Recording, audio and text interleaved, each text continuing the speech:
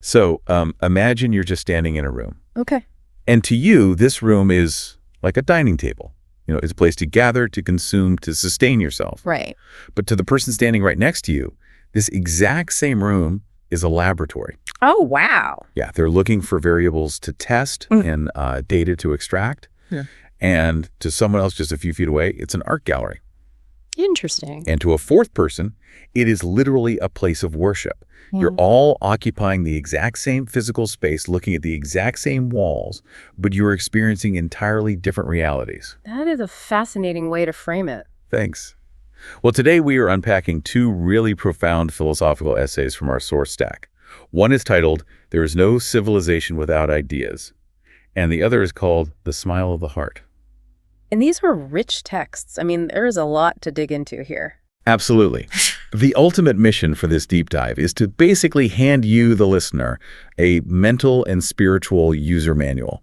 We want to extract the tools from these texts to help you stay grounded, clear-headed, and, compassionate in an increasingly noisy and chaotic world. Which is something we all need right now, because what stands out immediately in these texts is that they do not offer, surface-level life hacks. Right. No quick fixes. Exactly. They are arguing for a fundamental rewiring of how we perceive reality itself. They suggest that human beings don't come into this world merely to look at things. We come here to understand them. Okay, I love that. But that understanding is heavily shaped and very often distorted by our individual perspectives. Okay, let's unpack this right away, because it's essentially like putting on different pairs of glasses, right? Yeah, so it's a perfect analogy. Like the room you're standing in hasn't changed its physical dimensions at all, but if you're wearing your laboratory glasses, your brain is just filtering out everything that isn't a measurable metric. It becomes all about the data. Exactly. But if you take those off and put on your art gallery glasses, suddenly the data points become invisible to you. And you are only looking for beauty or color or emotional resonance. And if we follow that visualization, the sources suggest that the ultimate truth of our reality isn't found by picking just one of those pairs of glasses and throwing the rest in the trash. Right. It's not an either-or situation. No, not at all. The truth lies in a unity that transcends all of those fragmented views. The world isn't exclusively a laboratory, nor is it merely a dining table. It's everything at once. Exactly. It's a unified field that speaks simultaneously to our body, our mind, our heart, and our soul. And we run into severe trouble when we reduce the world to just one dimension. Which, creates a pretty significant vulnerability for us. How so? Well, because if the reality we experience depends entirely on the specific glasses we happen to be wearing on, like any given Tuesday, right, we have to ask a tough mechanical question. What happens when our prescription is wrong? Oh, that's a great point. How do we actually distinguish between our own flawed, biased perception and the objective truth of a situation? Well, the first essay addresses that exact vulnerability. It does this by dissecting the danger of haste and assumptions. Haste, like just rushing through things. Yeah, exactly. It flat out tells us that human beings rarely perceive reality as it actually is in the moment. When we're rushing or when we're cognitively overwhelmed, our brains just take shortcuts. We've all been there. Right. Assumptions replace the truth. And more dangerously, our raw emotions cast this massive shadow over our discernment. Oh, absolutely. The text breaks down the anatomy of this imbalance. It basically argues that human distortion usually happens when either the mind or the heart is neglected. Let's ground that in something everyday for a second. Sure. You get an email from a coworker that seems a little abrupt. We all know that email. Right. And if you're already stressed out, you immediately project this whole malicious backstory onto that coworker. You decide they're out to get you. Exactly. You decide they are trying to undermine you. Yeah. You aren't seeing reality. You're just looking at the world through the lens of your own irritation. And that is a perfect example of the mind operating without the heart. Oh. A mind stripped of compassion becomes incredibly harsh. It's rigid, it's cynical, it just assumes the worst. That makes total sense. But if we flip that dynamic, a heart operating without reason becomes misguided. So well-intentioned, but kind of a mess. Basically, yeah. It might be full of good intentions, but without intellect, it's easily manipulated and often creates unintended chaos. Wow. To find actual clarity, the texts insist we have to consciously synchronize our intellect, our compassion, and our conscience. All three working together. Exactly. There's this beautiful couplet in the reading that captures this specific tension. It says, "Truth stands firm beyond what eyes may see. Haste clouds judgment, but patience sets it free." Okay, I am going to push back on this a little bit, though. Go for it. Because it is very easy for an author writing a, philosophical essay to tell people to simply be patient and find balance. Sure, it sounds great on paper. Yeah. But you and I both know we live in an attention economy. It is literally designed by supercomputers to make us furious. That is painfully true. Social media, the 24-hour news cycle, the demands of our jobs, they don't just encourage haste, they literally monetize it. They profit off our outrage. Exactly. So my question is, how do we actually stop haste from clouding our judgment? Telling someone in our modern era to just take a deep breath feels like, I don't know, telling someone in a hurricane to hold on to an umbrella. That is a very fair critique. Right. Is there a deeper mechanism at play here to actually achieve this balance? That is the necessary question. And yes, there is a deeper mechanism. The texts don't just leave us with poetic idealism. Okay. They reveal a very specific internal navigational tool that every single human being possesses to cut through that noise. And what is that? It's the heart. Okay, to be clear, we aren't talking about the biological organ pumping blood here. No. We are talking about the spiritual and emotional core of a person. Correct. The second essay introduces the concept of the heart as our true north. The compass. Exactly. It argues that as we navigate this complex, overwhelming field of the world, the compass that determines our true trajectory is the heart. I like that. When a person centers their perspective on their heart, their soul, and their conscience, something structural happens to their decision-making process. They naturally move away from conflict and they orient toward love. It's interesting because the essay leans really heavily into this concept of love, but it frames it not as like a fleeting romance. Right, not a rom-com kind of love. Yeah, but as the foundational essence of existence itself. It makes the absolute assertion that life is love and love is life. The author actually compares love to air. Air? Yeah, completely unseen, yet you cannot survive 3 minutes without it. Oh, wow. Then it compares love to water. Deceptively simple, yet entirely life-giving. Okay, that makes sense. The critical mechanical insight here is that when a person loses love, they don't just become a bit cynical or grumpy, they literally lose their navigational bearing in life. They wander. Here's where it gets really interesting to me. Yeah. If we look at this mechanically, love in the context of these essays operates basically like a computer's foundational operating system. Oh, I like that analogy. Right. Like if love is the core OS, and that system crashes because of cynicism or apathy, then none of your other apps are going to run properly. That is a brilliant way to look at it. Your logic app starts glitching.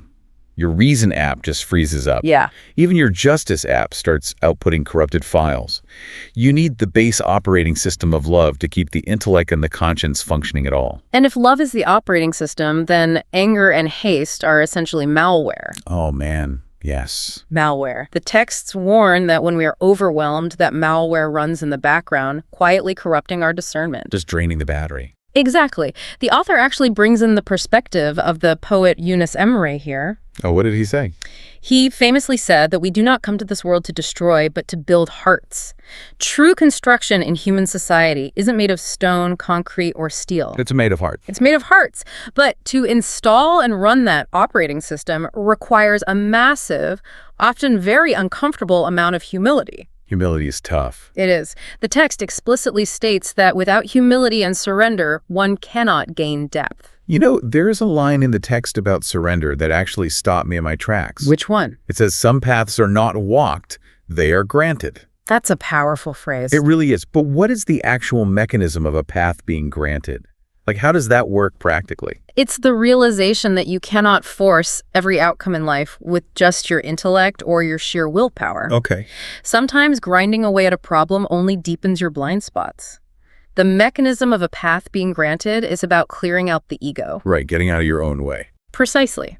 When you approach a situation with a humble heart, when you admit you don't have all the answers, clarity and truth often open up to you as gifts rather than, trophies you had to conquer. That shifts the whole paradigm. It really does. The couplet for this section reinforces that internal shift. It reads, The one who chooses to build hearts finds the way within. The one who looks with love begins to see the truth. So if the heart is our compass and love is our operating system, Yeah. we have to talk about what happens when this internal system hits a massive external magnetic storm. Okay, let's go there. Because having a compass is totally useless if the environment throws it completely off. Yeah, The real world is full of conflict, deep injustice, and massive human failure. it certainly is. How does a heart-centered framework survive when things get genuinely dark? The first essay tackles this head-on when it discusses violence and systemic injustice. Okay. It makes a very bold, declarative statement that kind of disrupts how we usually view history. It says that violence and injustice are never signs of strength. Never. They are always, fundamentally, failures of understanding and failures of conscience. When an individual or a society relies on violence, it means their operating system has entirely crashed. Wow. Illusion has replaced truth. Wait, how exactly does violence stem from an illusion? What do you mean? Well, mechanically speaking, we usually think of violence as a brute force reality, right? Not a magic trick. Why does the text call it an illusion? Because to commit violence against another human being, you first have to be blinded to their humanity. Oh, I see. The illusion is the belief that the other person is merely an obstacle or a statistic or an enemy, rather than a complex life with a heart and a soul. Right. You had to flatten them into a caricature. Exactly. The ego creates this mirage to justify cruelty. True power, which the text argues is the foundation of a true civilization of meaning, is built on responsibility, deep knowledge, and moral integrity. Not just force. Right. It is never built merely by physical force. And building that kind of civilization requires us to look way beyond our own echo chambers. It does. The text stresses that in a highly diverse world, we must actively recognize goodness in different communities. We can't just silo ourselves. Exactly. Faith and virtue aren't confined to a single identity, a single nation, or a single group. The essay defines faith simply as a direction of the heart toward the truth. Which means you are going to find people whose hearts are pointed toward the truth in communities that look entirely different from your own. Precisely.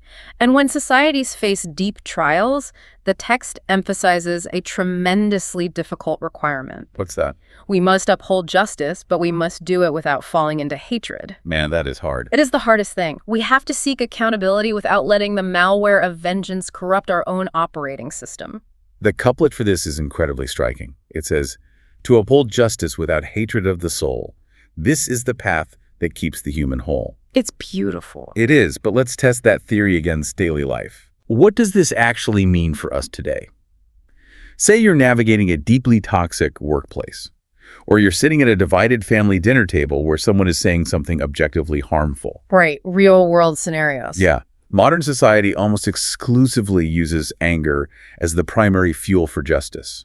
We get outraged, we get furious, and we use that fury to try and fix the problem. That's the default setting. Right. So if we are supposed to uphold justice without hatred and without anger, what is the alternative fuel source? That is the million-dollar question. How do you power the pursuit of righting a wrong if you aren't allowed to be angry?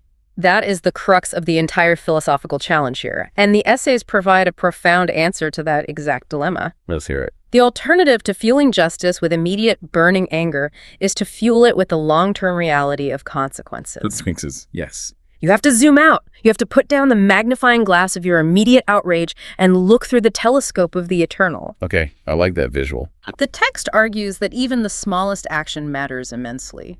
A small contribution to justice is like a drop in the ocean. It may seem insignificant in the moment, but it is fundamentally capable of building a better world.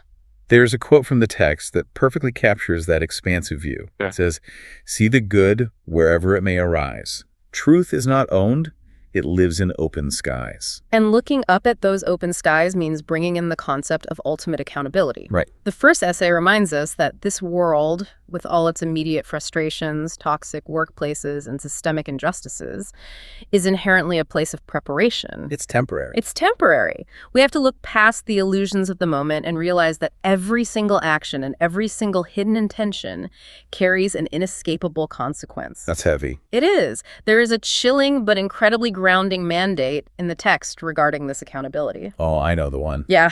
It says, read your record. Today, your own self is sufficient as a reckoner. Today, your own self is sufficient as a reckoner.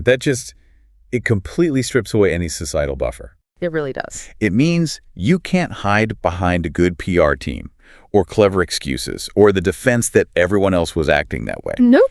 Your own conscience is going to be the ultimate inescapable auditor of your life. And when you truly internalize that level of eternal consequence, you realize that justice won't require a heated argument or an angry protest on that final day of reckoning. It'll just be obvious. It will simply manifest clearly.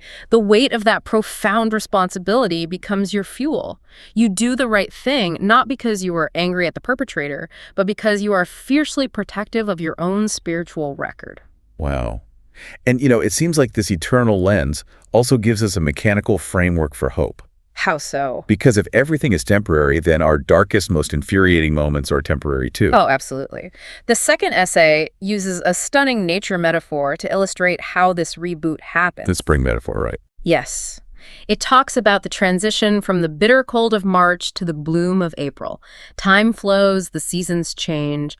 Just as dry, seemingly dead branches turn violently green again with the spring, human hearts can be renewed. The operating system can be restored. Exactly. Every ending carries the biological and spiritual sign of a new beginning. Provided we learn not just to look at the surface of the world, but to truly see the mechanics of renewal underneath. It paints this vivid image of humanity where we are standing here looking at flowing streams right in front of us. But what we are actually longing for are eternal rivers. Yes. We're forced to live in the present, but our hardware is basically designed to search for the infinite. Because true peace, as the text whispers, does not belong to this temporary world. We seek ultimate happiness here. We chase it through our careers and our relationships. And our bank accounts. Right. But we can never fully capture it here because we were built for something lasting. And this brings us to perhaps the most profound realization in the entire deep dive. Okay, let's hit it. The essays conclude that the world is not merely a dining place or a laboratory or an art gallery. Right. The world is ultimately a mirror. A mirror. A mirror in which a person comes to know themselves. What you see in the world is, in absolute truth, the reflection of your own heart. Great, let's follow that metaphor all the way through. Please do. If you are standing there scowling into a mirror, and you absolutely hate the angry, bitter, exhausted reflection staring back at you, Yeah. you cannot fix that image by taking a paintbrush and trying to paint a smile onto the glass. That doesn't work. Right. You can't fix the reflection by attacking the mirror itself. You have to change your own expression. You have to change your own heart. Exactly. If your internal operating system is full of hostility and malware, the world looks like a battlefield.